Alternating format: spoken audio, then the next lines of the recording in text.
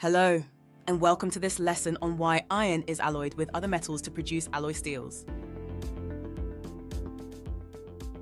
In today's lesson, we will firstly discuss the properties of pure iron and its limitations. Secondly, we will explain the concept of alloying and how it improves the properties of metals. Thirdly, we will explore specific examples of alloy steels and their applications. Today's lesson will help us understand why iron, despite its useful properties, is often alloyed with other metals to create alloy steels. This will show how altering the composition of a metal at the atomic level can significantly improve its properties, making it more suitable for various industrial and everyday applications. When iron is first extracted from a blast furnace, it is not in its purest form. It typically contains impurities like carbon and sulfur. One of the major limitations of this raw iron, often referred to as pig iron, is its brittleness. This brittleness makes it less suitable for many structural and functional applications where strength, flexibility, and durability are critical. Alloying is the process of mixing a metal with other elements to improve its properties. By adding different elements, such as carbon, manganese, chromium, or nickel, we can significantly enhance the characteristics of the original metal. In the case of iron, alloying it to make steel can provide better strength, hardness, toughness, and resistance to corrosion. Adding carbon in small quantities to iron produces steel, which is much stronger and less brittle than pure iron. The exact percentage of carbon added depends on the desired properties of the steel. For instance, low-carbon steels are more ductile and easier to shape, making them ideal for items like car body panels, while high-carbon steels are tougher and used for cutting tools and springs. Engineers can select specific alloying elements and control their concentrations to design steels for particular applications. For example, alloying iron with elements such as vanadium, molybdenum, or tungsten can produce high-speed steels, which are capable of retaining their hardness and strength at high temperatures, making them ideal for cutting tools and machinery parts. Nickel is another common alloying element that enhances the heat resistance of steel. This makes such steels suitable for high-temperature environments like engines, turbines, and furnaces.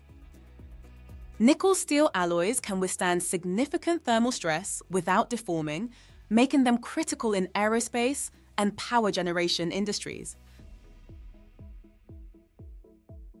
Hardenability refers to the ability of steel to be hardened through heat treatment, and this can be influenced by the addition of certain alloying elements. For example, manganese increases the hardenability of steel, allowing for the production of components that require varying levels of hardness. This is particularly useful in the automotive and heavy machinery industries, where parts need to withstand high stress and wear. By understanding these key improvements through alloying, we can appreciate how altering the composition of iron into different types of steel creates materials better suited for a wide range of applications. One significant benefit of alloying iron is the accompanying improvement in corrosion resistance. When alloyed with chromium, steel forms a thin, protective oxide layer on its surface, which prevents rust.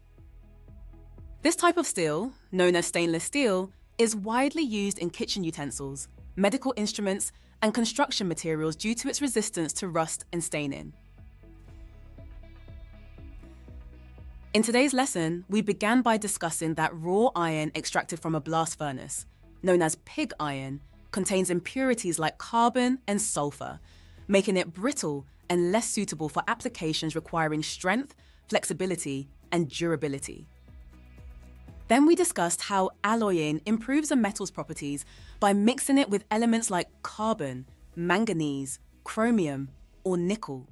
For example, adding carbon to iron creates steel, which varies in strength and ductility based on the carbon content, making it suitable for diverse applications from car body panels to cutting tools. Finally, we looked at how engineers can design steels for specific applications by selecting and controlling alloying elements. Alloying iron with elements like chromium and nickel improves properties such as corrosion resistance and heat resistance, leading to the creation of stainless steels and high-temperature alloys.